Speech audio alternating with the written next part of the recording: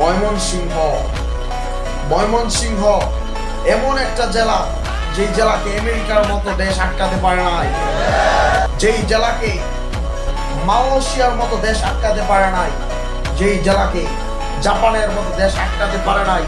তাহলে বুঝতে হবে এটা অন্য কোনো সাধারণ কোনো জেলা নয়, এটা হচ্ছে দেয়ার ইজ ব্র্যান্ড। ঠিক না বলেন? এই ময়মনসিংহে আসলে মাঝের মধ্যে ফিল হয় আমি জাপানে চলে এসেছি, ঠিক কিনা? এই ময়মনসিংহ আসলে মাঝের মধ্যে ফিল হয় আমি লন্ডন চলে এসেছি, ঠিক কিনা বলেন?